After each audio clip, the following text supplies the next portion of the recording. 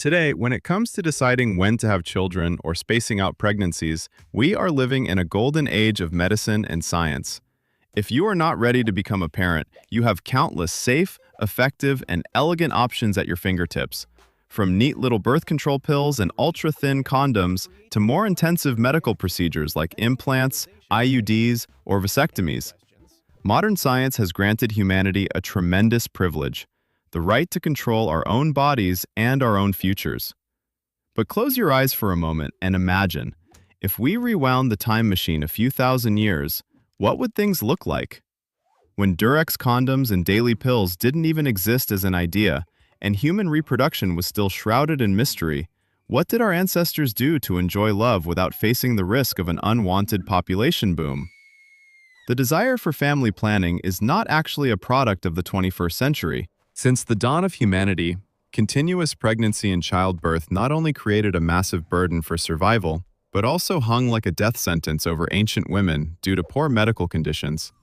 Out of that sheer desperation, humanity constantly experimented, innovated, and sometimes risked their lives with incredibly bizarre, crazy, and highly dangerous birth control methods.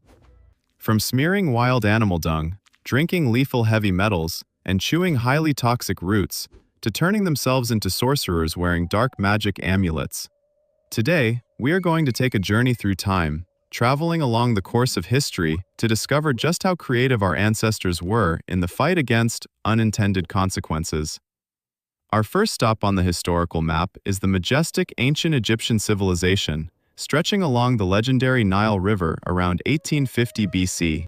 Ancient Egyptian society was known to be relatively egalitarian, where women had the right to own property, the right to divorce, and of course, the desire to control their own reproduction.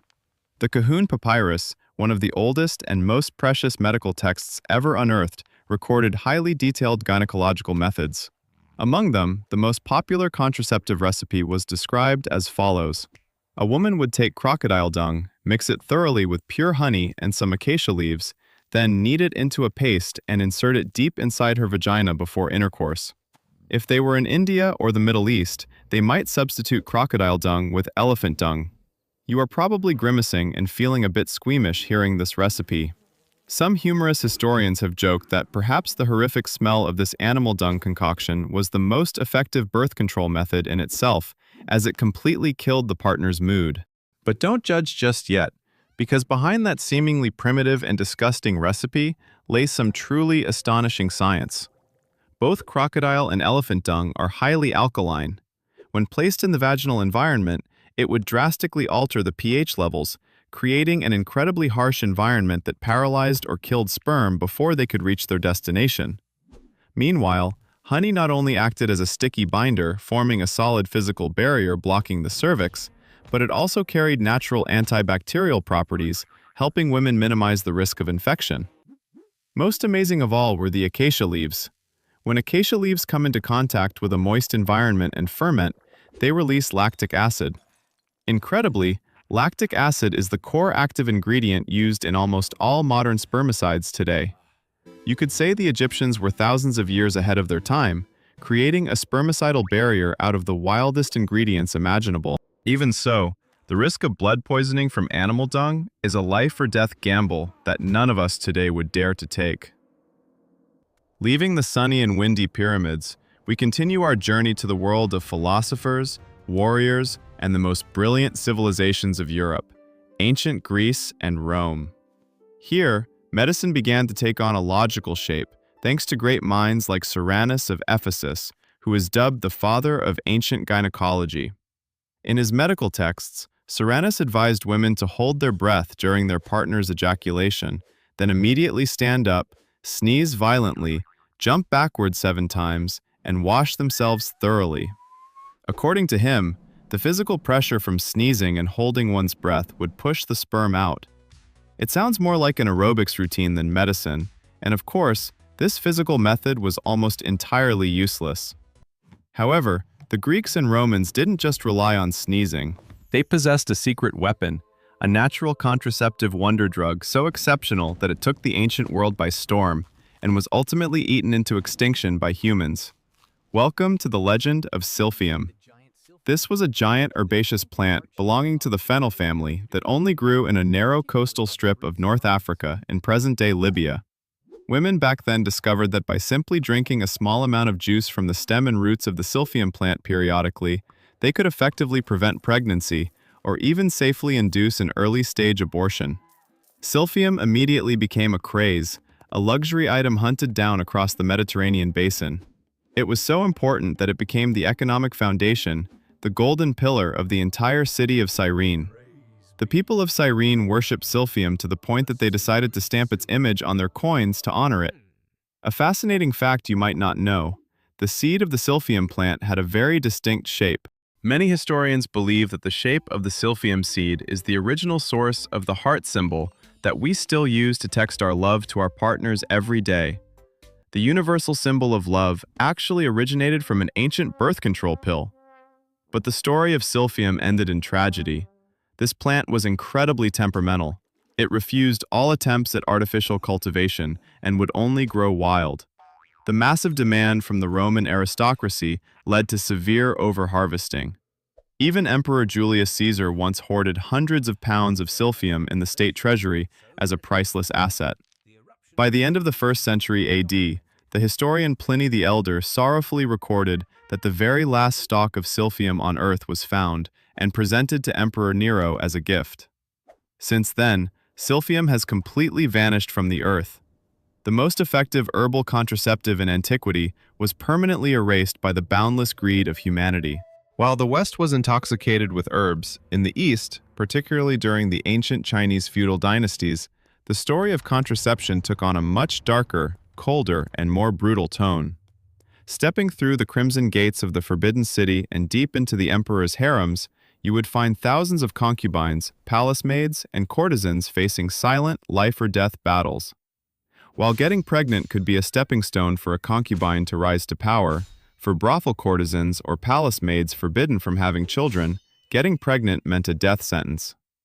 To maintain favor and control their reproductive rights, ancient Chinese women were pushed to the absolute brink, using heavy metals.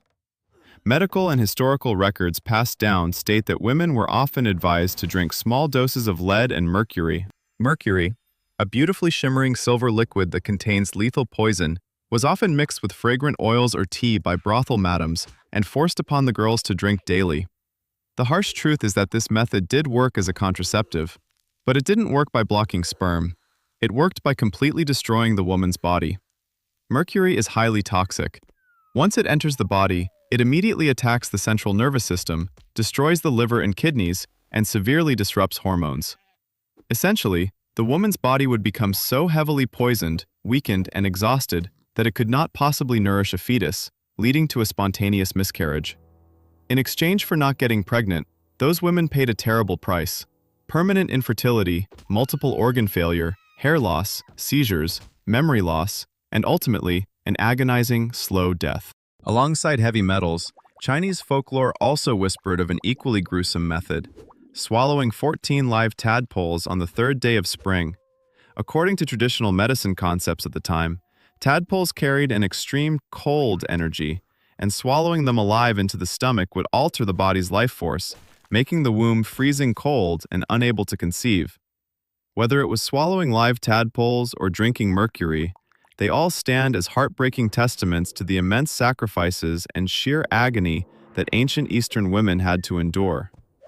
If we travel along the Silk Road to the Indian subcontinent, we encounter a much more philosophical and nature-oriented approach through Vedic Ayurvedic medicine. For thousands of years, the people of India knew how to harness the power of native plants for birth control.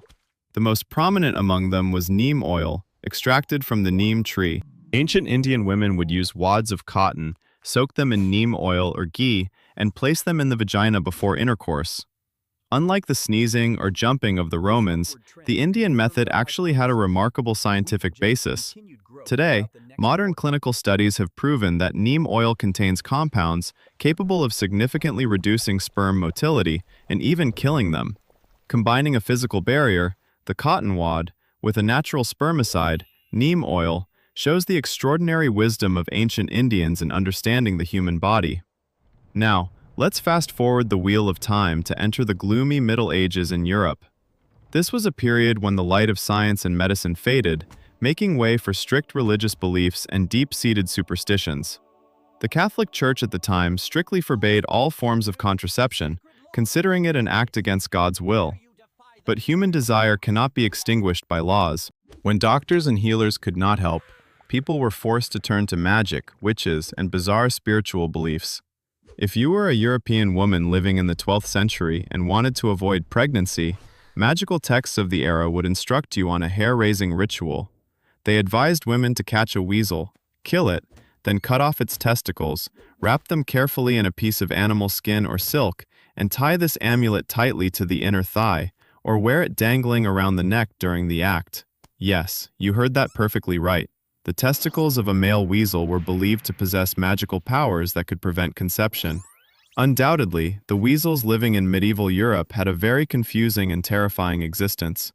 It didn't stop there.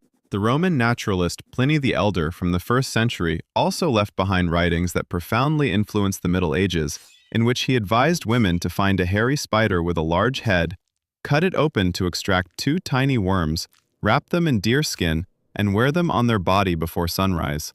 Of course, whether it was weasel testicles or worms from a spider's belly, their contraceptive effectiveness was an absolute zero.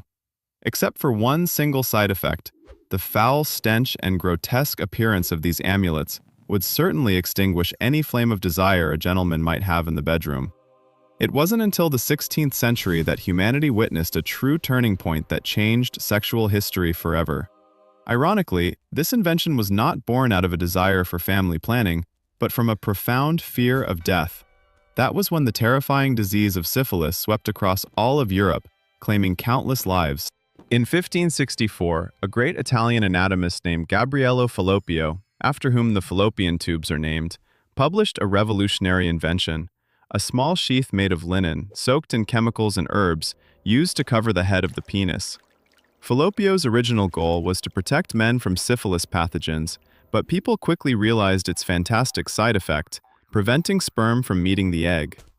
Building on the foundation of that linen sheath, humans took a giant leap forward by switching to animal intestines. Sheep intestines, pig intestines, or fish bladders were thoroughly cleaned, soaked in warm milk to deodorize and soften them, and then tied tightly with silk ribbons. The most notorious ladies' man in history, Giacomo Casanova, was recorded as an avid fan of these sheep intestine condoms. He had a habit of inflating them like balloons before use to check for any holes. Because the process of crafting sheep intestines was incredibly expensive and labor-intensive, these condoms were not single-use items. After each romantic encounter, gentlemen would carefully wash them, dry them in the sun, and store them away to be reused next time. Frugality and recycling back then were truly national policies. From the white sand deserts of Egypt and the golden palaces of China to the dark stone castles of medieval Europe, humanity's historical struggle to control reproduction is a massive chronicle. It is a multi-hued painting, blending absolute desperation, extraordinary bravery, the limitations of different eras, and brilliant flashes of intelligence and creativity. Ancient women and men had to face countless risks, gambling their health, beauty, and very lives just in exchange for the most fundamental right, the right to choose when to create a new life. When we look back at this long journey full of blood, tears, and even humorous truths, we deeply realize just how lucky we are to live in this era.